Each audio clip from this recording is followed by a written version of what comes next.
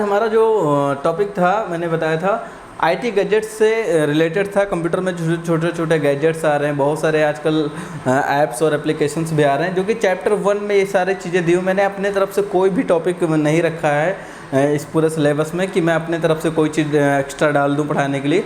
बिल्कुल भी ऐसा आप मत सोचिएगा। जो भी आपके सिलेबस में है, CCC बुक में है, वो ही सारा चीज़ आपको यहाँ पे मिलने वाला है।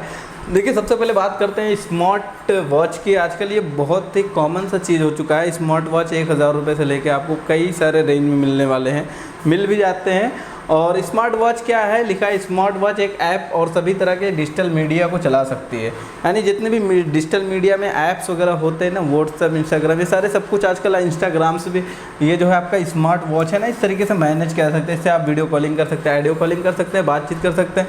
और यहाँ पर लिखा जैसे ट्रैक या ब्लूटूथ हेडफोन, रेडियो स्ट्रीमिंग, ये सब कुछ जो है आप एक स्मार्ट वॉच के ज़रिए कर सकते हैं। यानी अपने स्मार्ट वॉच को आप अपने सेल फोन से, अपने लैपटॉप, अपने कंप्यूटर से, सब चीज़ से आप कनेक्ट कर सकते हैं। साथ साथ अपना ट्राइपॉड जो होता है ना, उससे भी कनेक्ट हो जाएगा, जबकि आप बातचीत भी कर सके। आप जो है इसमें कई सारे फीचर्स होते हैं, जैसे कि मान लीजिए कि एक तरीके का ये मोबाइल ही है, बट इसको क्या है कि एक वॉच का शेप दे दिया गया, वॉच का जो है आकार दे दिया गया। इसको लोग हाथ में पहन लेते हैं और थोड़ा सा स्मार्ट दिखने के लिए स्मार्ट वॉच लगा लेते हैं आजकल। पहले भी लोग घड़ी लगाते थे, ऐसा नहीं कि आज ही ये नया चीज़ है।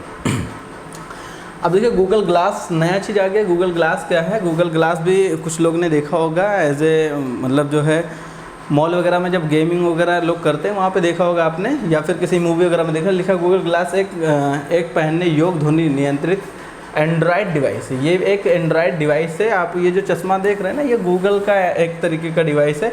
ये यहाँ पर देखिए एक छोटा सा ईयरफोन भी लगा हुआ है, लिखा जो एक जोड़ी चश्मा जैसा दिखता है। अब बिल्कुल ये चश्मा है ही है। उपयोगकर्ता के दृष्टि क्षेत्र से सीधे जानकारी प्रदर्शित करता है। यानी आप ये जो लगा लेंगे ना, गूगल ग्लास इस टाइप का भी आता है, कुछ इस टाइप के भी आते हैं। यहाँ पे छोटे से कैमरे लगे होते हैं और साथ साथ यहाँ पे देखिए छोटा सा एक कैमरा लगा हुआ है और यहाँ पे ये देखिए माइक भी लगा है, जो आपके कान में लग जाएगा। क्लियर? तो ये जो क्या करेगा ना, ये आपके कंप्यूटर से, लैपटॉप से कनेक्ट हो जाएगा। अगर आप कोई 3D एनिमेशन मूवीज़ देख रहे हैं, या जैसे कि मान लीजिए एग्जांपल के तौर पे कि आप सोचें कि एरोप्लेन में है और वहाँ से अगर जंप करें, तो हम किस तरीके से रियलाइजेशन करेंगे। अगर आप डरते हैं और खाली उसका फील करना चाह रहे हैं, तो आप ये जो ग्लास है ना, इसको लगाइए और सेम वही विजुअल वाली वीडियोस जो आप प्ले करिए।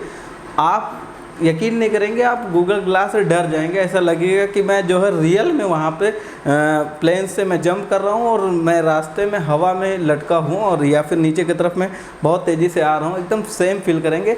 गेमिंग में भी होता है और तरह तरह के जो वीडियोज़ होते हैं उसमें भी देखने के लिए ये जो लोग यूज़ करते हैं, ये आपके लैपटॉप, अपने कंप्यूटर, सेलफोन से भी कनेक्ट हो जाते हैं। और टेक्स्ट का विजुअल जो है आप इसी जो है गूगल ग्लास से पढ़ सकते हैं। क्लियर?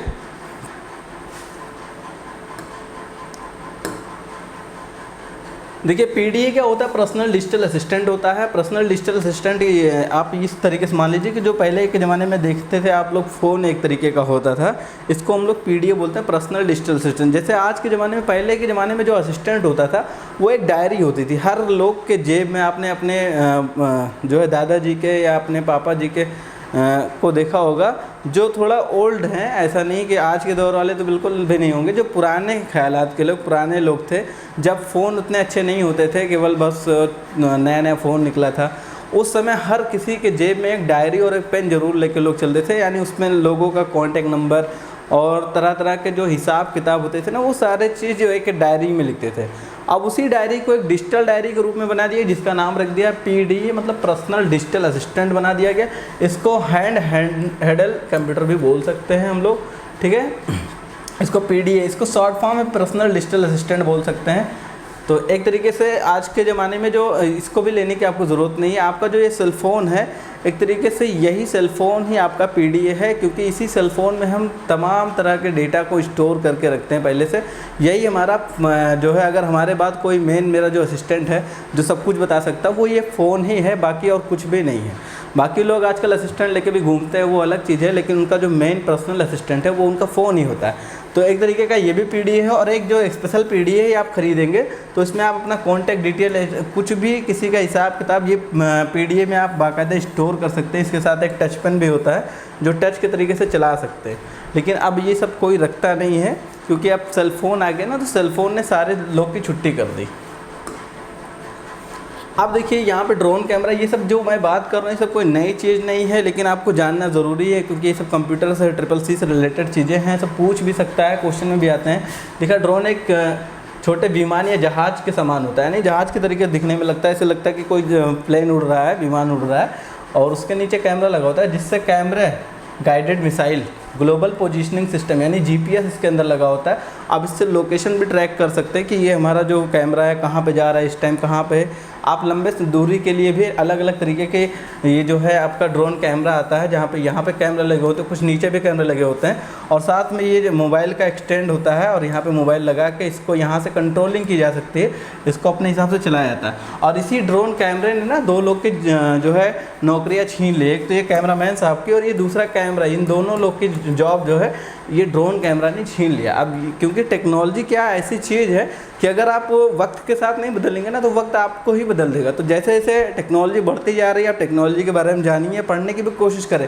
ऐसा नहीं कि आप वही सारा पुराना चीज़ घिसा पिटा पढ़े, बिल्कुल ऐसा ना करें। नई नई चीज़ें आती रहती है, आप लगातार अपडेट रहें, लगातार पढ़ने की कोशिश करें, और नई चीज़ को तो ज़रूर जानने की कोशिश करें। अब देखिए यहाँ पे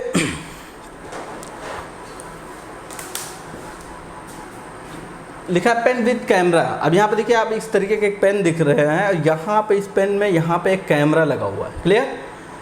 तो यहाँ पे देखिए एक मेमोरी कार्ड भी इसके अंदर लग जाती है, इसमें फ़ोटो भी क्लिक हो सकती है, ऑडियो भी रिकॉर्ड हो सकता है। और यहाँ पे देखिए 1080 साइज़ की जो क्वालिटी है, वीडियो क्वालिटी आपके इसमें रिकॉर्ड हो सकती है इस कैमरे में। यहाँ पे छोटा सा कैमरा दिखेगा जो कि आप यहाँ पे जेब में अपने लगाएंगे तो, और साथ में इस कैमरे को बीच से आप पोजीशन जब खोलेंगे, यहाँ पे देखिए बीच का पोजीशन यहाँ खोल के दिखाया, तो यहाँ पे USB दिखेगा। इस पेन को सीधा आप कंप्यूटर या लैपटॉप में कनेक्ट करेंगे। देखिए यहाँ पे पूरा फुल लगा दिखाया गया है, और यहाँ पे हाफ दिखाया गया है, तो यहाँ पे USB पोर्ट बना हुआ है। अब ये USB पोर्ट लैपटॉप या कंप्यूटर के किसी भी USB पोर्ट में लगाएंगे तो आपका जो रिकॉर्डेड वीडियोस होगा वो सब कुछ आप आसानी से एक्सेस कर पाएंगे, उसके वीडियोस को निकाल पाएंगे। ऐसा क्यों किया जाता है, लिखा सीधे शब्दों में कहें तो एक स्पाइस कैमरा, इसको स्पाइस कैमरा बोल सकते हैं या स्पाइस पेन बोल सकते हैं। लिखा एक पेन के समान है जिसमें छुपा हुआ कैमरा, डिजिटल कैमरा अंदर छुपा होता है, जिसमें एक गुप्त वीडियो लेने की सुविधा होती है। यानी एक तरीके से जाहिर है कि अगर हमें सीक्रेट किसी की वीडियोज़ लेनी है या उसकी बात की रिकॉर्ड करनी है, तो चुपचाप एक पेन इस तरीके से लगाएंगे और उसके सामने हम रिप्रेजेंट करेंगे और बातचीत करेंगे, और उसकी सारी बात को हम रिकॉर्ड कर सकते हैं, क्लियर। अक्सर पेन को शर्ट की जेब में रखा जाता है, ये सब लोग जानते हैं, या फिर हाथ में पकड़ा जाता है। तो पेन तो आप हाथ में पकड़े पकड़े भी रिकॉर्ड कर सकते हैं अगर आपको केवल आवाज़ रिकॉर्ड करनी।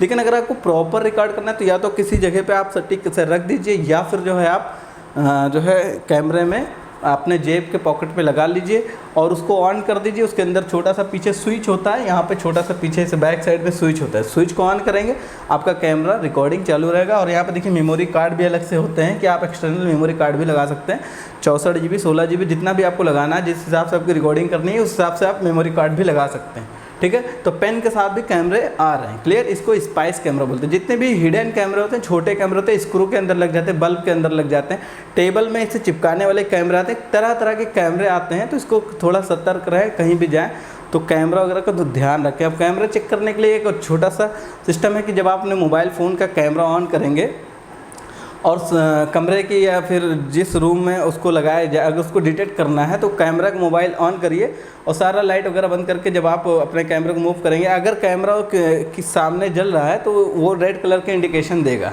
क्लियर। तो टैबलेट PC समझने से पहले हम एक बार चैट बॉक्स में आते हैं कि अगर यहाँ पे ड्रोन कैमरा और पेन कैमरा के बारे में अगर क्लियर समझ में आ गया हो यहाँ तक टॉपिक, तो फिर हम आगे चलें। इसके लिए आप लोग CL लिख के टाइप करें, CL लिख के सेंड करें हमें, ताकि हमें पता चले कि यहाँ तक जो मैंने बताया वो सारी चीज़ें क्लियर है। क्लियर, फटाफट क्लियर लिख के सेंड करें आप लोग।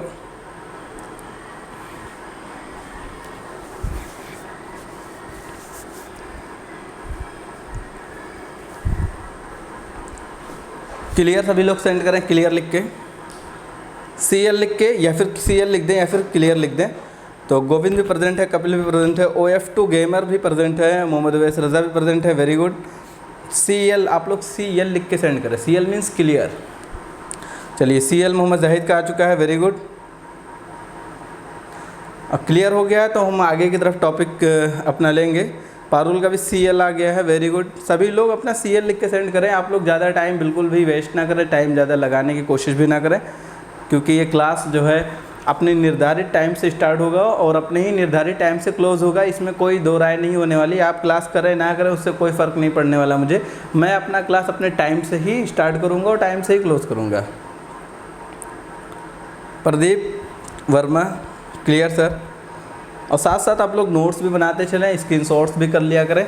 जहाँ पे आपको लगे कि ये चीज़ हमें टॉपिक प्रॉपर नहीं आ रही है, बाद में हमको लिखने को मौका मिलेगा या नहीं मिल पा रहा है, तो आप आसानी से उसको स्क्रीनशॉट कर लें, फिर आराम से बैठ के लिख सकते हैं। ठीक है, सादाब आलम भी क्लियर बोल दिए। चलिए हम आप आगे की तरफ बढ़ते हैं। देखिए यहाँ पे बात हो रही है टैबलेट पीसी की। अब यहाँ पे देखिए कुछ इस तरीके का एक टैबलेट होता है, सभी लोग ने देखा है, जैसे कि मोबाइल वाला टैबलेट आता है उसी तरीके से टैबलेट पीसी भी आती है, जो कि दिखने में तो टैबलेट रहेगा लेकिन इसके अंदर जो ऑपरेटिंग सिस्टम OS मतलब पड़ा होगा, ऑपरेटिंग सिस्टम, जैसे देखिए यहाँ विंडो 10 का इंटरफेस आपको दिख रहा है, तो विंडो 10 यहाँ पे पड़ा हुआ। क्लियर, यानी पूरा जो कंप्यूटर वाला ऑपरेटिंग सिस्टम है विंडो 10 वो इस टैब में पड़ा हुआ है, इसीलिए इसको टैबलेट पीसी बोलते हैं। लिखा है टैबलेट एक वायरलेस पोर्टेबल पर्सनल कंप्यूटर है। अब यहाँ पे देखिए लिखा है ना पर्सनल कंप्यूटर है, छोटा सा पोर्टेबल मतलब बहुत छोटा सा, आसानी से कहीं भी बैग वैग में डाल लीजिए, पोर्टेबल बना दिया गया इसको, खाली बस है वो कंप्यूटर है जिसमें टच स्क्रीन इंटरफेस। टैबलेट आमतौर पर नोटबुक कंप्यूटर से छोटा होता है। अब नोटबुक और कंप्यूटर से थोड़ा सा छोटा होता है टैबलेट, इसके बारे में बाद में हम पढ़ेंगे, नोटबुक के बारे में भी पढ़ेंगे। क्लियर, लेकिन इसको हम लोग पर्सनल कंप्यूटर बोल सकते हैं क्योंकि ये छोटा है और पोर्टेबल है। पोर्टेबल मतलब बहुत छोटा सा, पोर्ट मतलब जो आसानी से कैरी कर सके ना, पोर्टेबल है। और साथ साथ लिखा है ना कि आमतौर पर नोटबुक और कंप्यूटर से छोटा होता है। नोटबुक और कंप्यूटर आपने देखा है ना, उससे छोटा होता है आपका टैबलेट पीसी। इसका नाम दिया टैबलेट पीसी मतलब पर्सनल कंप्यूटर। क्लियर, अब देखिए यहाँ पे लिखा है लैपटॉप एंड नोटबुक्स। अब देखिए नोटबुक्स इससे पहले हम बता चुके हैं। यहाँ पे देखिए कुछ इस तरीके के लैपटॉप दिख रहे हैं और यहाँ पे देखिए नोटबुक दिख रहा है। ये भी लैपटॉप है, ये भी लैपटॉप एक तरीके से, इसको नोटबुक भी बोल सकते हो क्योंकि जो नोटबुक होता है उसमें स्टोरेज कैपेसिटी कम होती है। ये केवल इंटरनेट एक्सेस के लिए ज़्यादातर यूज़ होता है, यानी पढ़ाई करने के लिए लोग इसका इस्तेमाल ज़्यादा करते हैं। किस चीज़ का? ये नोटबुक होता है, इसमें आप इंटरनेट एक्सेस कर सकते हो और इसके पढ़ाई पर्पज़ पे इसको लोग खरीदते हैं। क्लियर, ये पूरा फुल्ली लैपटॉप नहीं होता है, यानी एक जैसे नॉर्मल एक लैपटॉप लोग खरीदते हैं उस पर ज़्यादा वर्क कर सकते हो, हैवी से हैवी सॉफ्टवेयर इंस्टॉल कर सकते हो जिस हिसाब से आपका रैम और प्रोसेसर होगा। लेकिन जो आपका नोटबुक होगा उसमें आप इतनी सारी चीज़ें कर नहीं पाओगे। क्लियर, तो आप जब भी अगर लैपटॉप खरीदने के पर्पज़ से खरीद रहे हैं तो आप बिल्कुल नोटबुक मत खरीदेगा। लेकिन अगर आप केवल एजुकेशन पढ़ाई करने के लिए खरीदना चाह रहे हैं कि हम केवल उस पर केवल पढ़ने वाला काम करेंगे, दूसरा कोई भी काम नहीं करेंगे, यानी PDF को पढ़ेंगे, PDF से पूरी पढ़ाई करेंगे, बहुत हो गया तो लाइव क्लास अटेंड करेंगे, कोई भी लाइव क्लास है जूम ऐप वगैरह पे क्लास कोई अगर आपने खरीद रखा है उसी को केवल करना है, केवल क्लास यानी केवल एजुकेशन पर्पज़ पे यानी पढ़ने के पर्पज़ पे अगर आपको कर लेना है तो मैं तो कहूँगा कि आप नोटबुक ले लें क्योंकि ये बहुत ही सस्ता भी होता है। आप 10 से 15 हज़ार रुपये में नोटबुक आपको मिल जाएगा, दिखने में सेम लैपटॉप लगेगा और आपका सारा काम जो आप छोटे से मोबाइल में इसमें पढ़ रहे हैं ना, आपको ये समस्या आपके सॉल्व हो जाएगी, आसानी से आप जो है पढ़ाई कर पाएंगे। क्लियर, इसी तरीके से देखिए पोर्टेबल ये भी है आपका, ये भी नोटबुक है, एक तरीके का लैपटॉप भी है। लैपटॉप भी आजकल पूरा फोल्डेबल आ गया है, पूरा स्क्रीन उसकी घुमा सकते हैं, कई सारे वर्क हैं जो हम लोग कर सकते हैं। क्लियर, अब देखिए यहाँ पे फिंगरप्रिंट डिवाइस आ गए। यहाँ पे देखिए छोटा सा फिंगरप्रिंट डिवाइस है और कई तरीके के इस तरीके के फिंगरप्रिंट डिवाइस आते हैं जिससे कि आप फिंगर से भी एक्सेस कर सकते हैं, अपने गूगल अकाउंट को एक्सेस कर सकते हैं, अपने बैंक को एक्सेस कर सकते हैं या अपने कंप्यूटर को पासवर्ड प्रोटेक्टेड बना सकते हैं अपने ही फिंगर से। अगर आप चाह रहे हैं कि हमारे कंप्यूटर का जो लॉगिन है वो हमारे फिंगर से ही ओपन हो, चाहे जो अगर सिस्टम का ऑन भी कर दे तो वो हमारे कंप्यूटर को एक्सेस ना कर पाए, नहीं हमारे कंप्यूटर को चला ना पाए, तो ऐसे टाइप के फिंगर डिवाइस ले सकते हैं। और ये फिंगर डिवाइस कई सारे आधार वगैरह में भी डाउनलोड करने में, आधार अगर आपका आधार नंबर वगैरह क्लियर नहीं है या फ़ोन नंबर ऐड नहीं है तो भी आप इस डिवाइस को खरीद सकते हैं। मार्फो का डिवाइस है, लगभग 3-3 हज़ार रुपये के करीब आता है। और यहाँ पे देखिए छोटा सा मोबाइल में एक्सेस, अगर आप चाहते हैं मोबाइल में भी अगर आप किसी के फिंगरप्रिंट ना हो और फिंगरप्रिंट वाला डिवाइस वो बनाना चाह रहे हैं तो क्या करेंगे, वो यहाँ पे फिंगरप्रिंट वाला ऑप्शन लगा सकते हैं और इसको खरीद सकते हैं। और स्मार्ट स्पीकर की बात करें तो देखिए यहाँ पे छोटे छोटे तरह तरह के स्मार्ट स्पीकर हैं जो ब्लूटूथ से सीधा कनेक्ट हो जाते हैं आपके फ़ोन और लैपटॉप और कंप्यूटर से, सबसे ये वर्क करेगा, सब कंटिन्यू ये काम करने वाला है। क्लियर, तो बात करते हैं 8 इम्पोर्टेंट मोबाइल ऐप्स के बारे में। कुछ इम्पोर्टेंट मोबाइल ऐप्स हैं जो कि इस चैप्टर 1 में ये लास्ट सेशन चल रहा है हमारा। भीम ऐप के बारे में बात करें तो भारत इंटरफेस फॉर मनी इसका नाम है, यहाँ पे लिखा है ये ऐप एक पेमेंट्स इंटरफेस यानी यूपीआई है और इसे national payment corporation of India यानी इसको अगर हम बात करें तो NPCI द्वारा, NPCI मतलब होता है national payment corporation of India द्वारा विकसित किया गया था। इसका नाम भीमराव अंबेडकर के नाम पर रखा गया, यानी भीमराव अंबेडकर के नाम पे इस ऐप का नाम रखा गया भीम। क्लियर? बहुत लोग नहीं जानते भीम ऐप एक ऐसा ऐप है जिससे आप पैसा आसानी से ट्रांसफ़र कर सकते हैं, जैसे कि आपका गूगल पे, फ़ोन पे, आधार पे से बहुत सारे जो है पेमेंट्स वाले ऐप्स हैं। इसी तरीके से भीम ऐप है जिसको भारत सरकार ने बनाया और इसका नाम जो है भीमराव अंबेडकर के नाम पे रखा गया है। क्लियर? रखा गया और उसका उद्देश्य सीधे बैंकों के माध्यम से ई भुगतान की सुविधा देना और 2016 के भारतीय नोटबंदी के दौरान तहत कैशलेस लेन देन की दिशा में अभियान चलाना था। मेन इनका जो इसका मकसद था भीम ऐप का, 2016 में जब नोटबंदी की गई थी उस समय इसको एक अभियान के तौर पे चलाया गया था कि लोग कैशलेस हो जाएं, ज़्यादा कैश लेके चलने की ज़रूरत नहीं है और उस समय नोट भी बंद हो गया था। तो इस चीज़ को थोड़ा सा प्रमोट किया जा रहा था, बढ़ावा दिया जा रहा था। लेकिन क्या है कि अदर कंपनीज़ गूगल बहुत बड़ी कंपनी है और वो भी इंडिया में इंटरफेयर कर गई। पेटीएम्स तो है ही अपने भारत का, लेकिन कई सारे ऐप्स आ गए जिसके वजह से मार्केट में कंपटीशन हो गई। लोग फ़ोनपे की तरफ भाग रहे हैं आजकल, कोई भारत पे बनवा रहा है, कोई फ़ोन पे बनवा रहा है, कोई गूगल पे बना रहा है। आजकल एक इंसान कई सारे पेज चला रहे हैं, गूगल पे भी चला रहा है, फ़ोन पे भी चला रहा है, भारत पे भी चला रहा है। मतलब जिस पे उसको मिल जाए ऑप्शन है सब पे आईडी बना लेता है। आईडी बनाने में क्या है, एक छोटा सा मोबाइल नंबर डालो, कॉन्टेक्ट नंबर ऐड करके आप तुरंत ऐड हो सकते हैं। अच्छी चीज़ भी है और अच्छी चीज़ नहीं भी है। अच्छी चीज़ इसलिए है क्योंकि आप के पास अगर चेंज नहीं है, आप 10-5 रुपये का कोई चीज़ लेन देन कर रहे हैं, खा पी रहे हैं, तो आप एनी टाइम पैसा पे कर सकते हैं, रात बिरात एनी टाइम आप पेमेंट कर सकते हैं। इसके लिए बहुत अच्छी चीज़ है। और बुरी चीज़ इसलिए भी है कि आप जो है पैसे लोग के ये सब होने की वजह से जल्दी पैसे बच नहीं पा रहे हैं अकाउंट में, या जेब में नहीं बच पा रहे हैं, अकाउंट में भी नहीं बच पा रहे हैं, दोनों तरफ से पैसे खाली हो जा रहे हैं, हर कोई आपसे पैसा ले लेता है। और नुकसान ये है कि कहीं से भी अगर बैंक फ्रॉड हो जाता है, गलती से इधर उधर मिस हो जाता है तो आदमी थोड़ा सा परेशान हो जाता है। क्लियर? खैर इसके बहुत सारे रीजन, बहुत सारे ऑप्शंस में कुछ इस तरीके का लोगो होता है भीम ऐप का। तो आप लोग हो सके तो इंडियंस ऐप्स को ही यूज़ करें, जैसे कि भीम ऐप हो गया है, भारत पे आजकल भारत पे भी चल रहा है, तो ये सब चीज़ें आप बिल्कुल यूज़ करिए। क्लियर? देखिए एक माई गवर्नमेंट का भी एक ऐप है, कुछ इस तरीके का ऐप होता है जिसमें आप गवर्नमेंट से रिलेटेड साझेदारी कर सकते हैं। गवर्नमेंट का जो डॉक्यूमेंटेशंस वगैरह होते हैं या कोई परमिशंस वगैरह आप मांगना चाहें तो आप यहाँ से जो है इस वाले ऐप के माध्यम से अपने गवर्नमेंट्स के जो प्रस्ताव हैं उनको मैनेज कर सकते हैं आसानी से। क्लियर?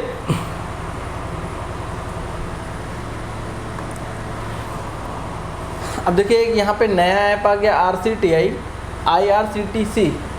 जैसे पहले IRCTC था, अब यहाँ पे इसका नाम है IRCTI कनेक्ट ऐप। इसका पूरा नाम ही IRCTI कनेक्ट ऐप है, जो कि रेलवे विभाग ने इसको बनाया है। देखिए यहाँ पे लिखा है भारतीय रेलवे ने हाल ही में लोगों के लिए टिकट बुकिंग प्रक्रिया को आसान बनाने के लिए एंड्रॉयड ऐप लॉन्च किया था।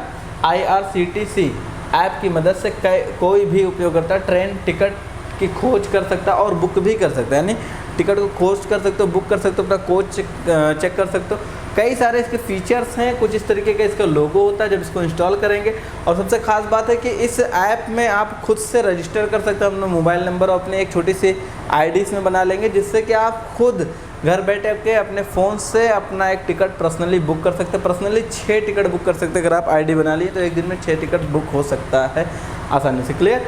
तो इस तरीके से ऐप बना के बहुत सारे लोग ऐप से बहुत सारा चीज़ ट्रैक भी कर सकते हैं, अपना टिकट वगैरह का डिटेल भी चेक कर सकते हैं और साथ में जो है टिकट वगैरह बुक भी कर सकते हैं। क्लियर? लेकिन ये सेलिंग करने के लिए नहीं है कि आप इसको टिकट बुक करके किसी और को बेचें, ये बिल्कुल गलत तरीका है। आप अपने पर्सनल व्यक्तिगत टिकट अगर बुक करना चाह रहे हैं या आप टिकट का स्टेटस देखना चाह रहे हैं या PNR स्टेटस देखना चाह रहे हैं तो ये सब कुछ आप इस ऐप से मैनेज कर सकते हैं। इसीलिए इंडियन रेलवे ने इस ऐप को डेवलप करवाया है। क्लियर? अब बात करते हैं डिजी लॉकर की। यहाँ पे डिजी लॉकर लिखा, डिजी लॉकर भारत सरकार द्वारा संचालित एक डिजिटल लॉकर, इसको बोलते हैं डिजिटल लॉकर सेवा है, जो भारतीय नागरिकों को कुछ आधिकारिक दस्तावेजों को क्लाउड पर संग्रहित करते हैं। संग्रहित मतलब इकट्ठा, क्लाउड एक दूर की स्पेस वाली मेमोरी होती है, उसमें स्टोर करने के लिए सक्षम बनाती है। लिखा डिजिटल लॉकर का उपयोग करने के लिए उपयोगकर्ताओं के पास आधार कार्ड होना आवश्यक है। अगर आपके पास डिजिटल लॉकर है, कुछ इस तरीके का इसका लोगो है, प्ले स्टोर पे आपको मिल जाएगा। गूगल पे भी आप जाएंगे, लिखेंगे digitallocker.com, तो आपको डिजिटल लॉकर की एक वेबसाइट आएगी जो भारत सरकार ने इसको बनवाया, ऐप भी बनवाया। इसके अंदर भारत सरकार कहती है कि पेपर को लेस करो, ज़्यादा कागज़ लेके चलने की ज़रूरत नहीं। जो भी आपका कागज़ है, कुछ कागज़ गवर्नमेंट आपके डिजिटल लॉकर में आपके आधार से वो चीज़ें लिंक रहती है, आपका आधार होना चाहिए, आधार और मोबाइल नंबर से ऐड होना चाहिए। आप डिजिटल लॉकर बना सकते हो, उसमें खुद का भी डॉक्यूमेंट रख सकते हैं और गवर्नमेंट आपके कुछ सर्टिफिकेट्स वगैरह आपको बिना बताए आपके डिजिटल लॉकर में डाल देगी। भविष्य में आपको कोई भी सर्टिफिकेट्स की ज़रूरत होगी तो आप डिजिटल लॉकर लॉगिन करेंगे तो उसमें इशू डॉक्यूमेंट का ऑप्शन मिलेगा, उस पर क्लिक करेंगे तो आपके देखेंगे कि पहले से हमारे कई सारे सर्टिफिकेट हैं, जैसे हाई स्कूल इंटर का माइग्रेशन सर्टिफिकेट और कई सारे ऐसे डॉक्यूमेंट्स हैं जो पड़े होंगे। और साथ साथ फीचर भी होगा अपलोड करने का, जिसमें आप खुद भी अपलोड कर सकते हैं। जैसे कि एग्जाम्पल के तौर पर आप कहीं पे एज ए ट्रैवलिंग कर रहे हैं और आपको ड्राइविंग लाइसेंस और गाड़ी कागज़ लेके चलना होता है चेकिंग के लिए, लेकिन अगर आपने वही डॉक्यूमेंट स्कैन करके PDF बना के अपने डिजिटल लॉकर में रख लिया तो डिजिटल लॉकर भारत सरकार कहता है कि ये मान है, अगर कोई भी ट्रैफिक पुलिस आपको रोकता है तो आप जो है डिजिटल लॉकर ऐप को खोलिए और वहीं से आप अपने DL ड्राइविंग लाइसेंस गाड़ी के कागज़ वगैरह दिखाएंगे तो वो मान्य होगा। इससे क्या होगा कि आपका जो ड्राइविंग लाइसेंस होगा, गाड़ी का कागज़ होगा, वो भी घर पे सेफ रखा रहेगा और गायब होने के चांसेस भी कम हो जाएंगे और आप आसानी से ट्रैवलिंग भी करके घूम के टहल के चले आएंगे। मान लीजिए आप कहीं टूर 2-4 दोस्तों के साथ जा रहे हैं घूमने टहलने, तो वहाँ पे आदमी सोचेगा, डरा रहेगा कि भाई ये डॉक्यूमेंट DL बचाएं कि अपने आप को बचाएं कि घूमें कि एंजॉय करें, कुछ समझ में नहीं आएगा। इसलिए थोड़ा सा टेंशन फ्री हो जाइए और सभी लोग डिजिटल लॉकर पे अपनी ID बनाइए और अपना जितने भी सर्टिफिकेट हैं, आधार कार्ड, ड्राइविंग लाइसेंस, प्रमाण पत्र, कोई भी मार्कशीट है, वो सबको स्कैन करके डिजिटल लॉकर पर रख लीजिए और वो डिजिटल लॉकर आपके मोबाइल नंबर से लिंक होगा और वो मोबाइल नंबर आपके आधार से लिंक होगा। दोनों कनेक्ट होना चाहिए, तभी आप डिजिटल लॉकर का इस्तेमाल कर पाएंगे। क्लियर? वोटर ID ये भी एक ऐप है, वोटर ID हेल्पलाइन ऐप। ये ऐप भी आप कुछ इस तरीके का लोगो होते हैं, इसको आप डाउनलोड कर सकते हैं।